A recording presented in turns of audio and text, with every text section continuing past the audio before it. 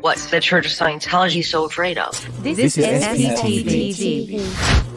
Welcome back, everybody, for more live coverage of the Danny Masterson trial in Los Angeles from SPTV. Wow, you guys. Holy cow. Deputy DA Mueller absolutely crushed it this morning on his rebuttal to Cohen's closing arguments. Every single thing that I was hoping was going to be addressed and revisited and debunked as far as all of the items of doubt that Cohen had worked so hard to drill into the minds of the jurors. Mueller just went down every single point and was dunking not only on Danny, but specifically on Cohen's closing just over and over again. Now, guys, you wouldn't know this unless you were in the courtroom during this trial, but Cohen has a facial twitch that shows up very quickly when things aren't going his way, or he's getting frustrated, or the witness is being a little difficult or argumentative, or he generally doesn't like what's going on. It's not a small twitch either. It's like it's a spasm. It's a facial spasm. And his face was jumping all over the place so much. I was worried that if what was going on up here started moving down a little bit, they were going to have to defibrillate this man. I mean, Mueller was just brutally deconstructing Cohen's closing arguments. And he even went step by step by each Jane Doe. Oh, here's the things Cohen said about this Jane Doe. And then and I'm gonna do my best. I kept very detailed notes this morning.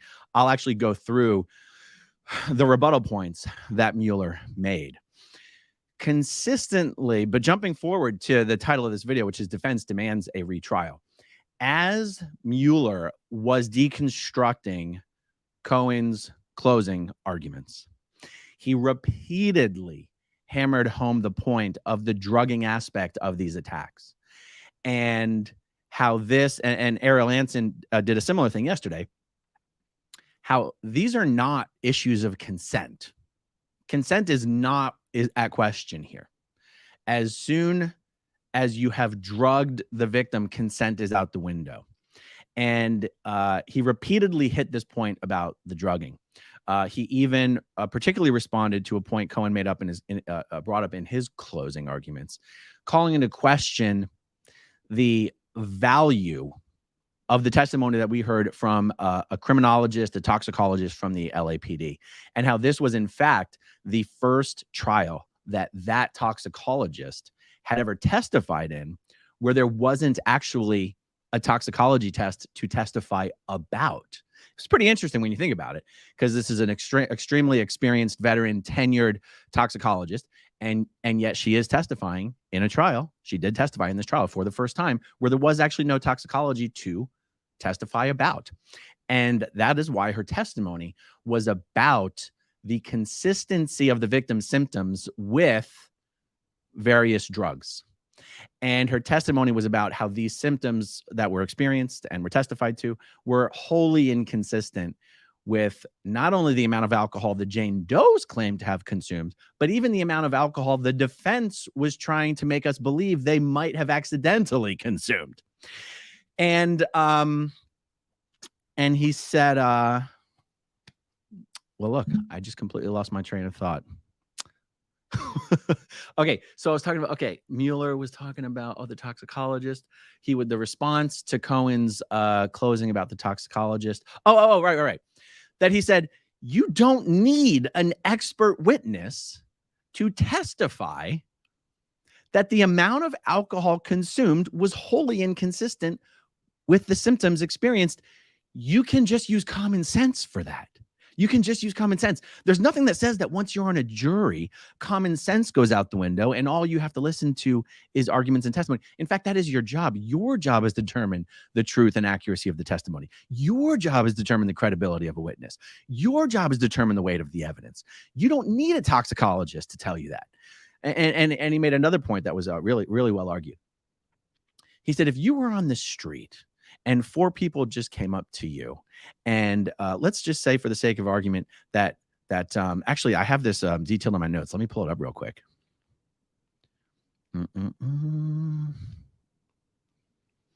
I don't like the dead air. Okay, I'm not going to keep searching my notes for this because it's pretty common sense. Anyway, he was like, if you had a group of four young women come up to you and they said, yeah, I had 1 drink, 2 drinks, 3 drinks, 4 drinks. And after 20 or 30 minutes, I felt completely incapacitated. And after that, what happened? Did I go home and sleep it off? Did I get some rest? No, I was brutally assaulted while in that state. He goes, if one person came up to you and said something like that, you might go, oh, who knows? Maybe there was circumstantial stuff, that maybe it was a misunderstanding. Maybe it was a mistake. Maybe it was mixed signals or something like that. He's like, who knows? Who knows? But if 4 people came up to you and told you the exact same story, and the story was about the exact same man with the exact same methodology, what would common sense indicate to you? It was just one piece of his closing that was pretty powerful.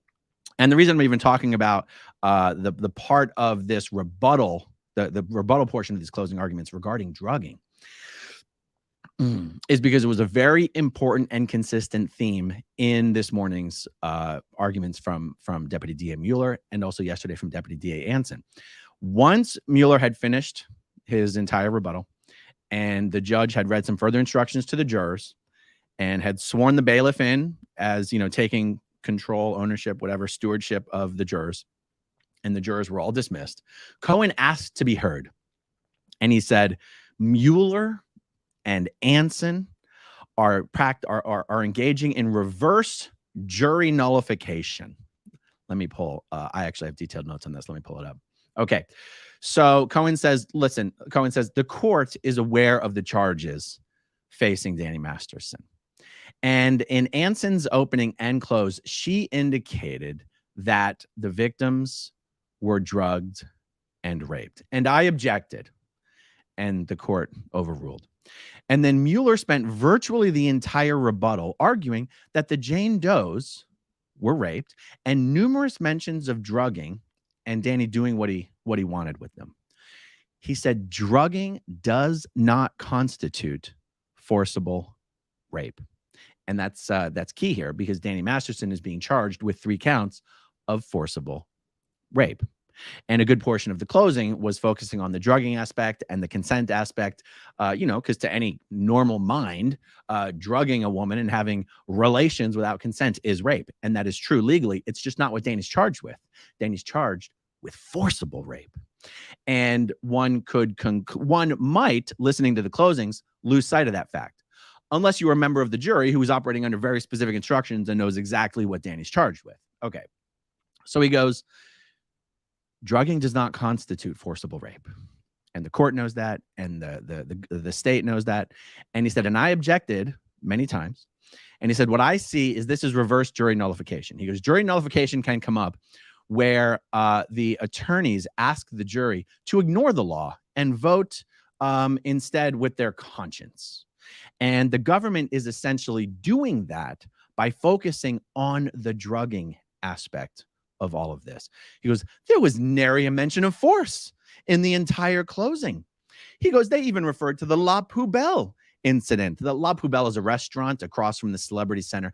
By the way, the owner of La Poubelle, who's not even a Scientologist, has been present in support of Danny every single day of this case. Very strange. I'll be doing a standalone video about that later. For anyone who might frequent La Poubelle, I suggest you cover your drinks there, because apparently that's where you're welcome if your goal during your meal is to drug and rape your partner. Apparently La Poubelle is a big fan of such things, or people who do such things. Very strange. He goes, they even mentioned the La Poubelle incident and referred to it as rape, even though the La Poubelle incident isn't even charged in this case. I moved for a mistrial, and he asked for some alternative remedies if she wasn't going to rule for a mistrial. But the judge said,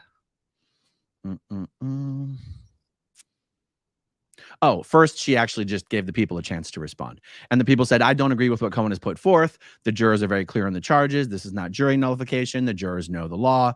My argument was based my closing rebuttal was based on what Cohen said in his closing arguments. And then Cohen got up. Cohen was so verklempt he could hardly breathe.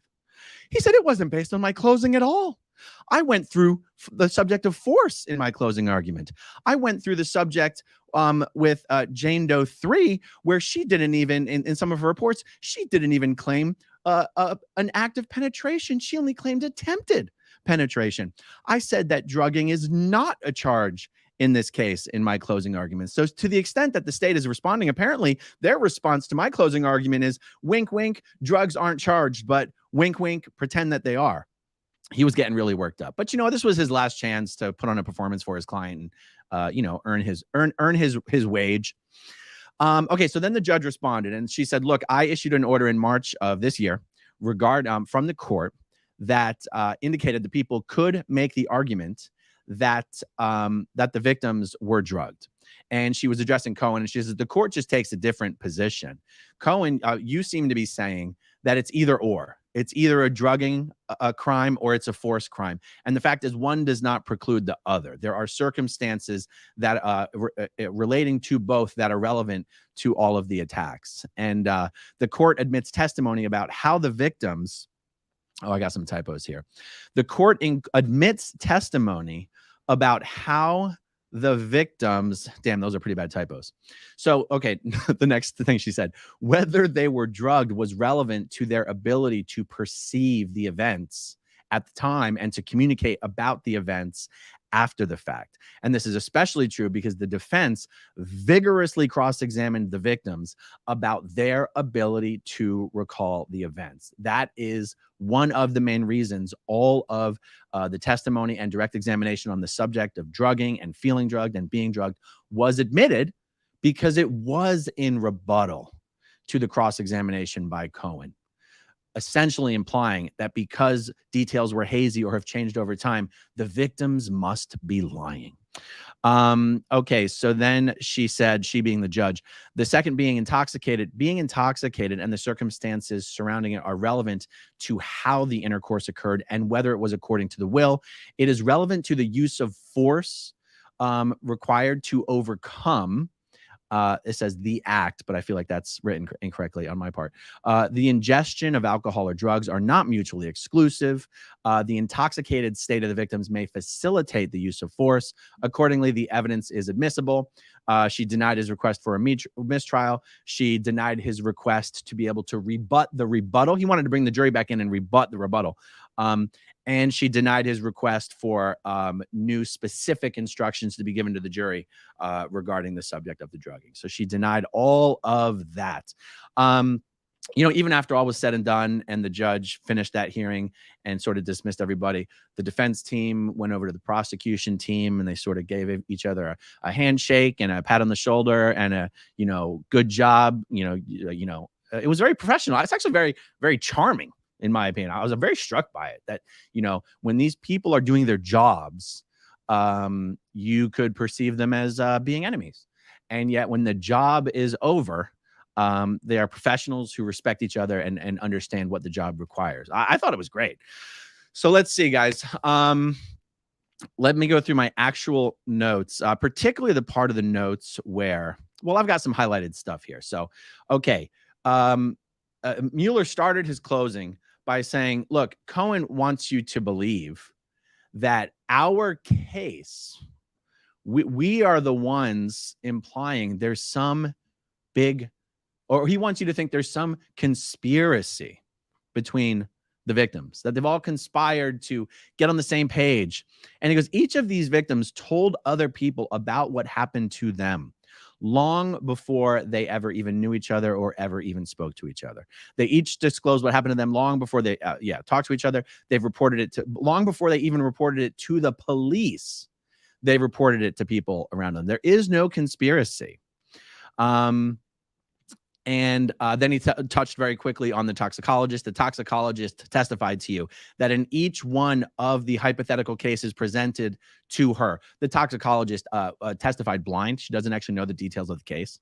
So the prosecution would present her with a hypothetical circumstance that just happened to be match up with a real life circumstance. And then she would testify whether the symptoms exhibited were consistent with the alcohol consumed. And of course, the toxicologist said, no, not consistent. And then Mueller used a word that was very funny coming out of the mouth of Mr. Ruler. He's like, look, if 4 women came up to you on the street and said, look, I took this drink and 20 minutes later, I was wrecked. I was just wrecked. I think someone else is helping with his wording of these statements. Okay, so let's see. I'm going to skip that part. Let me go down to my highlighted parts.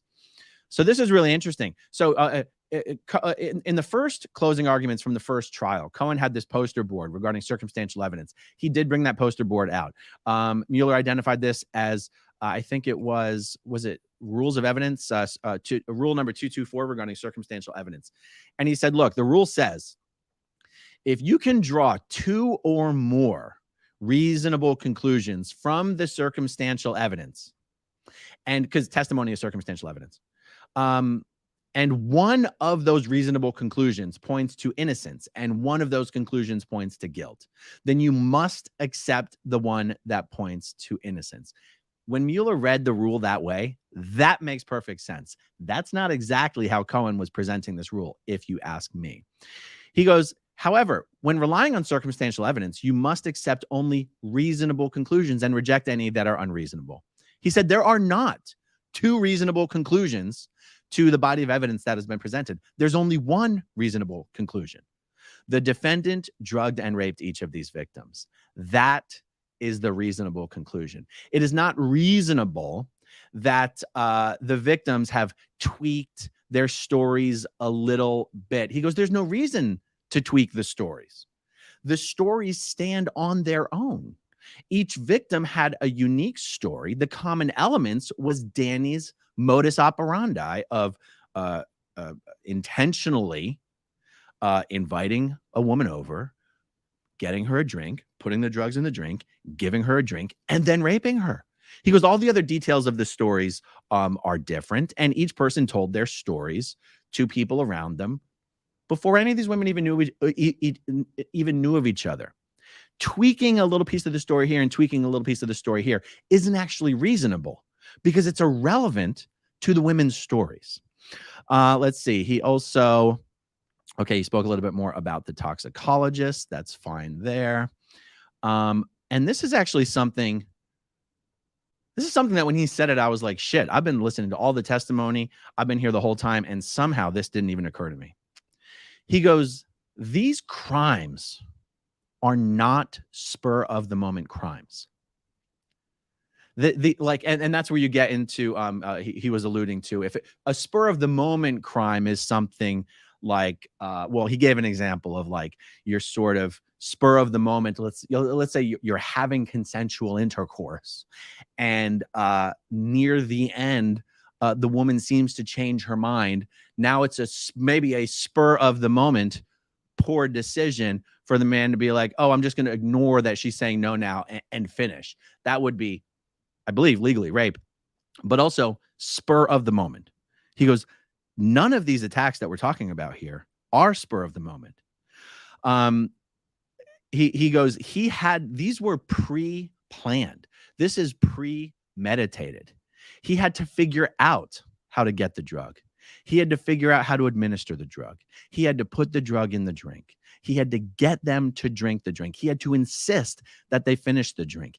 At every single point, that he was giving, there's an opportunity for him to say, no, I'm not going to do this. And there was something about the premeditation of it that had sort of been lost on me because the point hasn't been strongly made. And then he went through each Jane Doe and he said, in this Jane Doe's case, this is the point where it would have been premeditated. He knew right here when Jane Doe 1 was in a position where she was going to have to spend the night, whereas she wasn't previously planning on spending the night. She was planning on going to Danny's house, getting some keys, going to her boss's house. But at Danny's house, the person who was supposed to have the keys didn't have the keys. Anyway, he goes, once he knew Jane Doe 1 was going to have to spend the night, he knew he was going to rape her. He went and he made her a drink. He went and he put the drug in the drink. He gave her the drink. He led her upstairs to the bedroom. this was very impactful, the way he was laying it out like this. Jane Doe 3, the one Danny had been in a relationship with for 6 years. He goes, when they went to the restaurant that night at La Poubelle, he knew he was going to rape her that night. I was like, damn, this hadn't really been presented that way. And then he did the same thing with Jane Doe 2. It was powerful. Okay, the next part that I have highlighted here. Well, shit, I didn't have anything highlighted here, but I know I got some other stuff. Hold on. The rest of the stuff was what I led with was the Cohen part relating to Cohen's demand for a mistrial. Guys, Mueller was a completely different beast this morning than we've seen him at any point earlier in the trial. Oh, you know what? I've got to pull up the Scientology. There was a Scientology part of the testimony. Give me 1 second here, guys. Oh, that's right. It's not bolded. It's in all caps. That's why. Okay. Oh, boy. I'm going to do my best on this one. So there was a whole portion of his closing dedicated to how Scientology had victimized and re-victimized these women, and how, well, let's just see what I wrote here. He goes, they reported their incidents to Scientology.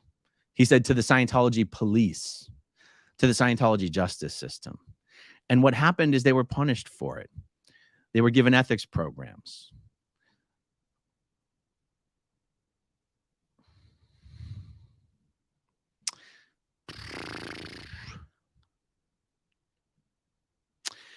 I'm going to have to skip this part.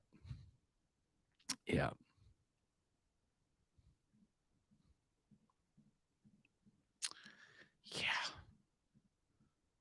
Yeah. This part was hard for me to listen to in court. And I suspect that I wasn't going to be able to get through it here. So I'm not really going to try. But the point he was actually making here regarding the Scientology part is that it is not reasonable to assume to assign other motivations to the Jane Does other than trying to seek justice. I mean, put aside just how hard it is to just testify to this kind of stuff on the stand. But he said, you know, these women have sacrificed. I want to find the actual quote, but it was something like sacrificed their privacy, their dignity, and their peace.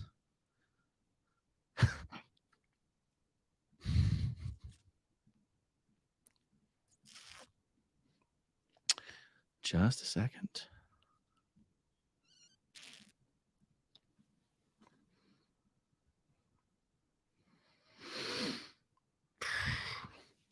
This was at the very end of his closing.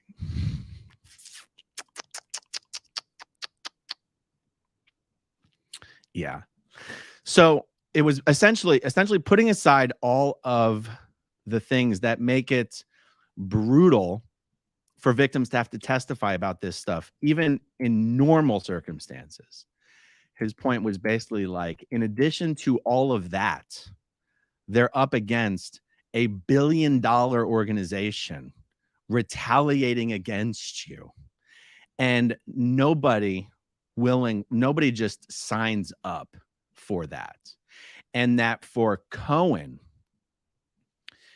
to imply in his closing that these women are not out for justice, they're out to get back at Scientology, they're out for money, they're out for revenge against Danny. He said, for lack of a better word, the only way I can describe that is blaming the victims once again. And it was powerful. So, yeah, I'm not going to try to do the rest of the Scientology-related testimony, but it was really, really good. And it was right after he said all that, that he goes, based on the evidence in this case, ladies and gentlemen, I ask that you give... yeah. Yes, we'll leave it at that. Give the victims justice.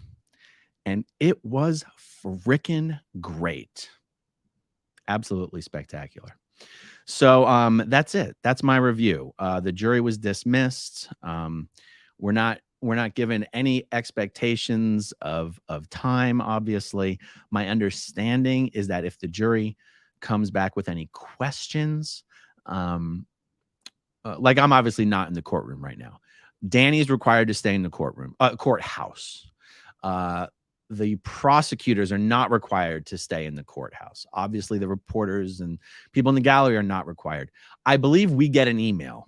If the jury says they have they need to come out for a question, or obviously if they have a verdict, I believe we all get an email, and we have anywhere from 20 minutes to an hour to get back into the courthouse. It's funny, before she dismissed us, the attorneys were supposed to get together and decide how much time they wanted everyone to have to reconvene if the jury announced they were ready with something.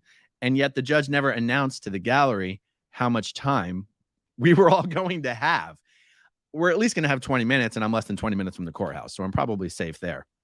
But yeah, I mean, for all I know, I could just be hanging out for the next 3 days waiting for the jury to say they're ready. I don't know. I got a lot of other things I want to do videos about, so it's not a big problem for me, I got stuff I can do. All right, let's see. Rachel XOXO UK. Love your coverage of trials.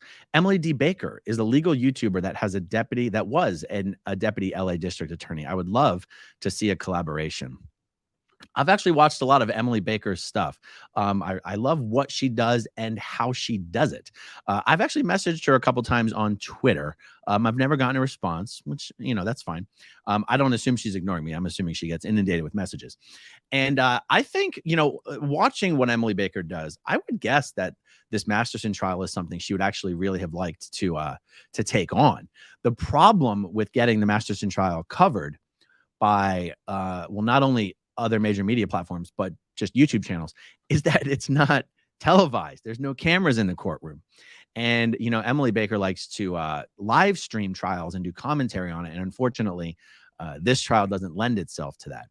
But I haven't seen Emily do the type of videos where she just interviews other people about trials.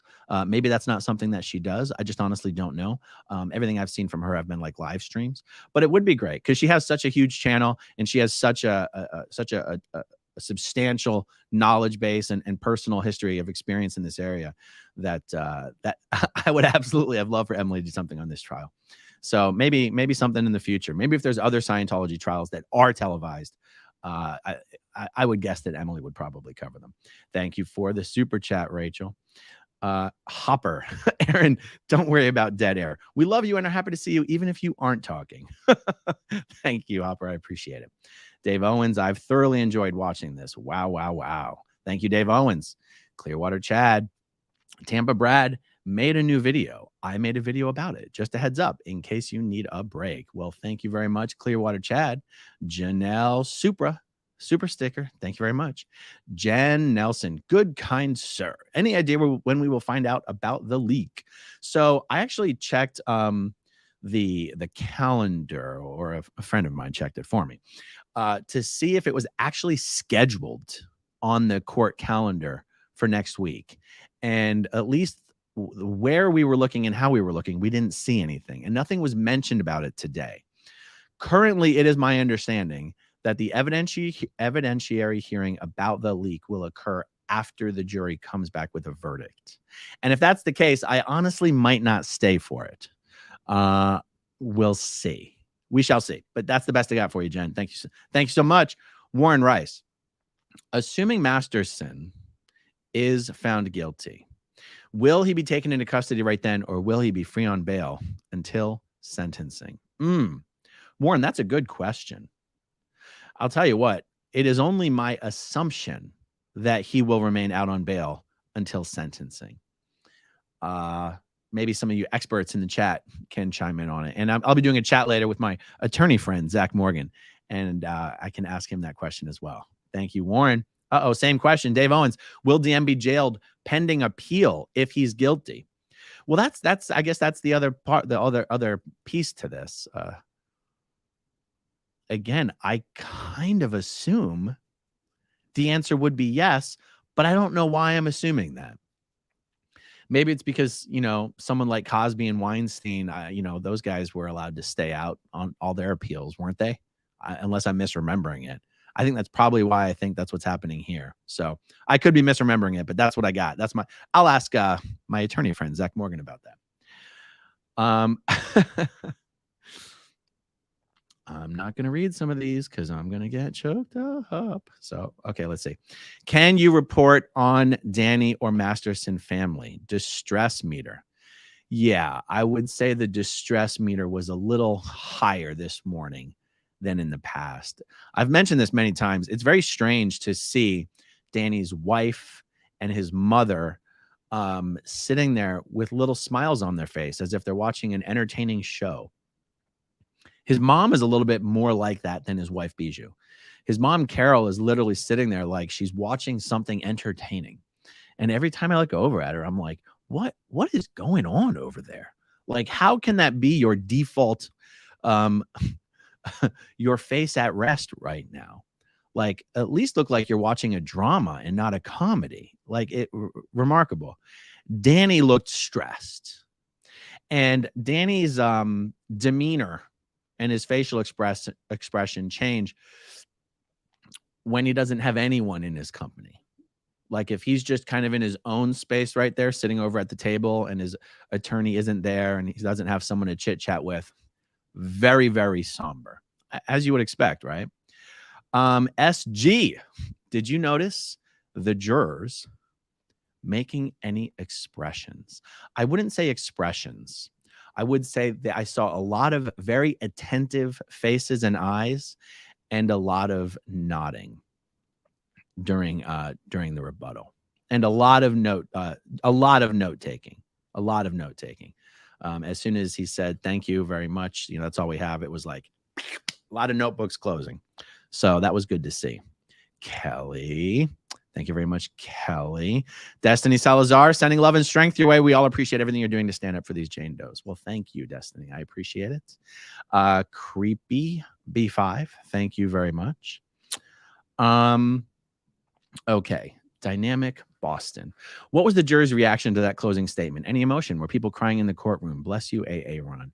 I did not notice any tears flowing in the courtroom. Now realize I'm sitting in the back row. I'm looking at the backs of everyone's heads. So the only one I'm going to see really is the jurors and the judge.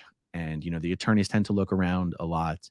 I did not see any of that in the jurors. So there you go. Katie McCafferty. I'm not connected to Scientology. Thank you for exposing it. It's way worse than I thought. I'm in Ireland. How can we give you and those in Scientology practical help if we are not U.S. based? Well, Katie McCafferty, the Aftermath Foundation is the nonprofit that a number of us set up to help people who are escaping from Scientology, the Sea organization. It's been incredibly successful. And anybody from anywhere in the world can support the Aftermath Foundation. Now, it is a nonprofit tax-deductible organization. But that's in the eyes of the United States government. So if you're a U.S. citizen, donations to the foundation are tax-deductible. I don't think I can make that same claim. I'm not a tax attorney. Consult a local attorney. I don't know if that's true if you're a citizen of another country. So I'm just saying, you can also volunteer. You can send an email to volunteer@theaftermathfoundation.org. And say, look, if you live in a city where there's some Scientology activity, you can say, hey, look, I live near this city. If anyone's leaving Scientology in my area and they need any kind of assistance, I'd be interested in at least having an opportunity to possibly provide some assistance that's needed. And that's really the best way for people to help. It really is. Thank you, Katie. Skipping some of these for my benefit.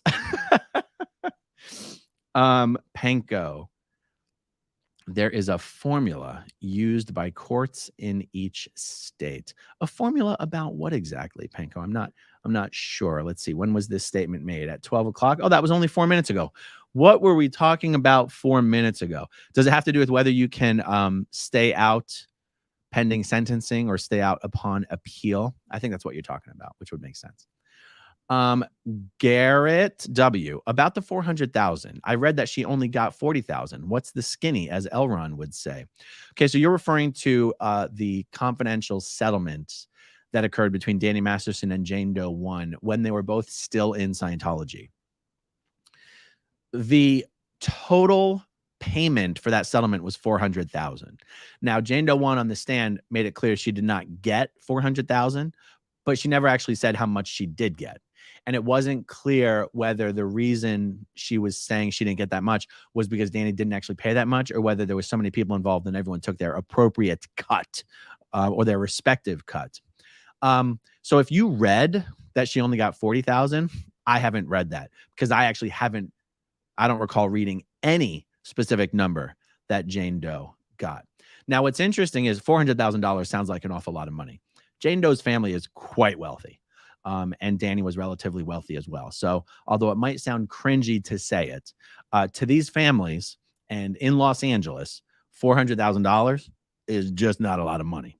So I know I can imagine some people on the jury might have been like, you got $400K?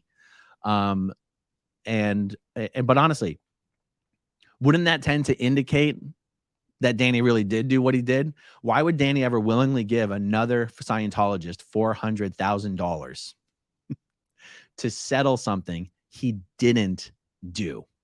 Now, I know in the real world, in the world of litigation, there's lots of reasons to settle claims and lawsuits, regardless of whether you did them or not. Sometimes just the PR value of quashing something is valuable. I get that. That is not how it works in Scientology. In Scientology, in a world where you're not allowed to actually sue each other and you're not allowed to, do all this kind of stuff, you don't give someone money to shut them up unless you did what you're being accused of. I know the jurors aren't allowed to make that inference, but I'm telling you, in Scientology, you ain't settling with someone if you didn't do it. That's for goddamn sure. Thank you for the super chat there. Tina and the last 20. Do you think Danny will go into Scientology Justice Relocation Program? I wish there was such a thing. That would actually be really funny. That would make for some really amazing stories. Yeah, there's no Scientology Justice Relocation Program. And I'll tell you, if Danny gets convicted, Scientology will not declare him a suppressive person, but they will distance themselves from him in any possible and conceivable way. They do not want to have anything to do with Danny Masterson. Scientology's involvement in this case is purely out of self-protection. And because remember, there's more to come after this case. There's an entire civil trial, not relating to these attacks themselves, but relating to harassment, the terror campaign of harassment that has been wrought upon the victims since they came forward in 2016. There's also still a pending grand jury investigation into obstruction of justice by Scientology, Danny Masterson, and David Miscavige. There's a lot for Scientology to be worried about. Faux show. Okay, skipping one. Peace through cookies. DA's powerful words are representative of many Scientology victims, not only Jane Doe's. Yes. Thousands of unacknowledged Scientology victims may finally see through this. Yes. That is one thing I was thinking about more today. Like if he does actually get convicted, that's actually a pretty big deal for a lot of victims who are still in Scientology who've never come forward. It definitely gives them a reason to come forward, or maybe a little more confidence to come forward. But again, that's assuming they can overcome the fear of disconnection and fair game from Scientology. You know what I mean? All right, Steven. Ron, great stuff as always. Do you think Danny's family think he actually did it and are covering, or are determined he's innocent? Appreciate you. Steven, as hard as it can be to put yourself in this headspace, I truly think Danny's family members have convinced themselves that he didn't do it. Seems crazy to think anybody could do that. Danny's family members know these women. Again, these aren't strangers. Scientology is a very small world. The celebrity center bubble in Scientology is an even smaller world. Danny's family members know these women, at least the 3 charged victims. There's no way they don't know he did it. And yet I believe they've probably still convinced themselves, well, he did something, but not this. I really think that's where they are. Oh, this is funny. Denver Steve-O. Love you, homie. Great job covering the trial. Beating up pastors, making Leah serve you hand over foot. You need to get home before I get used to this background, please. Seriously, though, having you reporting was needed. Thank you, Denver Steve-O. Thank you very, very much. I'll tell you what. We're expecting a conviction. And if there's going to be a conviction, it's going to happen quickly. So if we get a conviction sometime tomorrow, I've already been informed there will be a celebration party. And goddamn, I'm looking forward to that. Absolutely. Okay, Zana or Zana. Happy to be able to catch a live. Love and support from a Portuguese living in France. Hail Zenu. Absolutely love it. Never been to Portugal, never been to France, but I've been close. I'll have to visit one of these days. Thank you so much. I'll say Zana or Zana. I got to go Zana. Thank you, Zana. Although I think it's Zana. All right, let's move on. Red tar for me. Not sorry he did it, just sorry he got caught. Oh, yeah, 100%. Pajkt. Goldie needs a raise for moderating live chat all these weeks. Thank you for your coverage. 100%.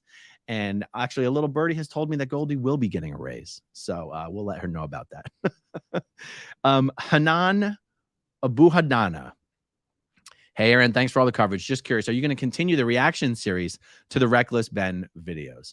Hanan, eventually I will. Yes, it's on my list of things, and eventually I will. Thank you. Thank you very much.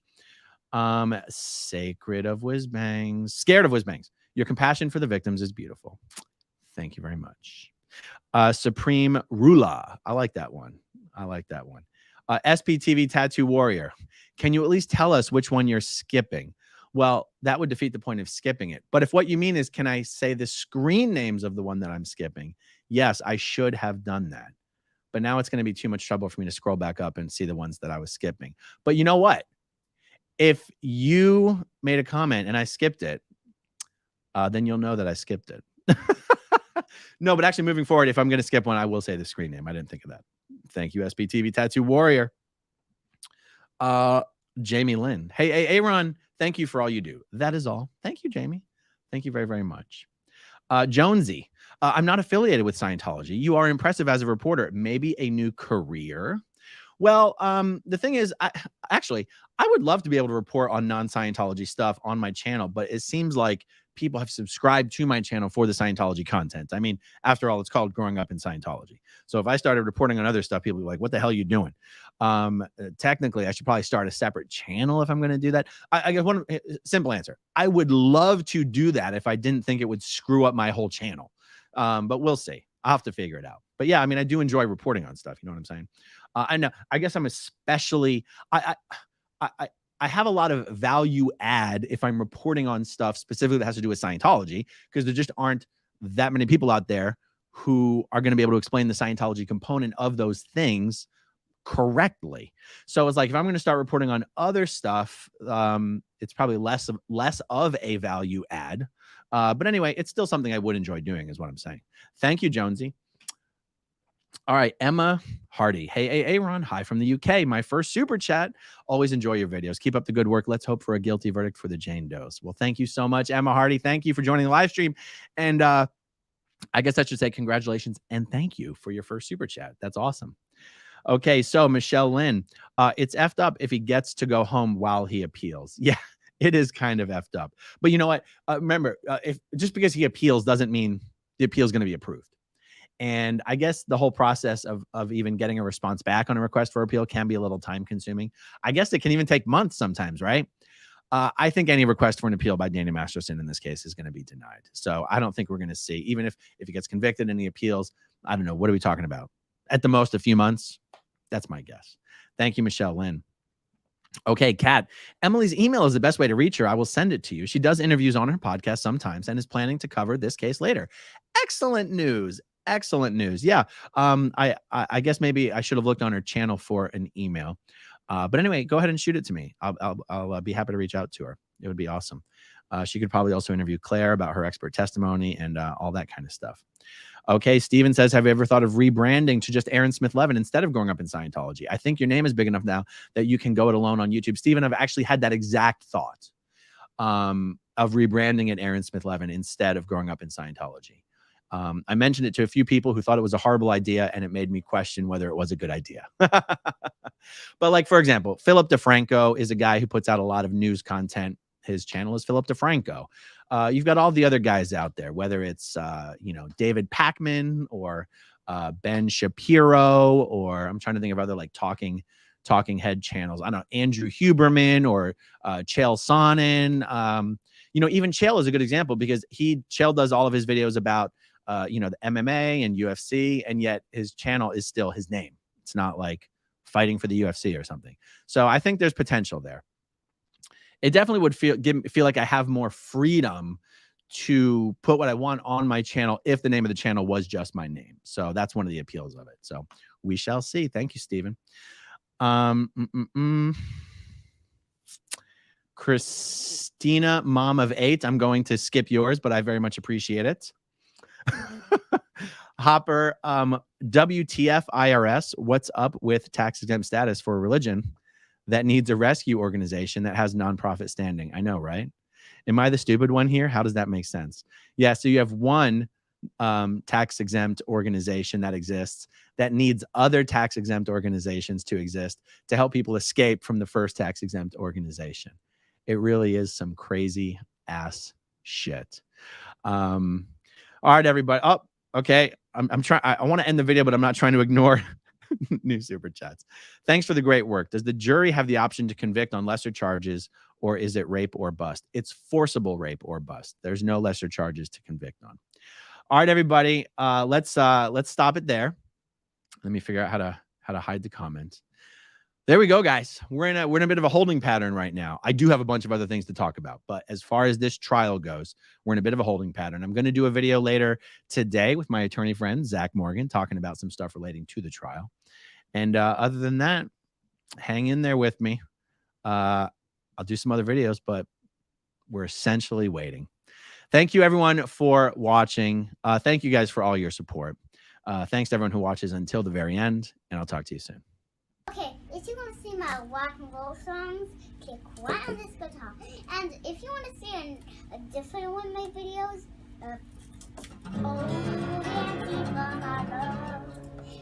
then you could click right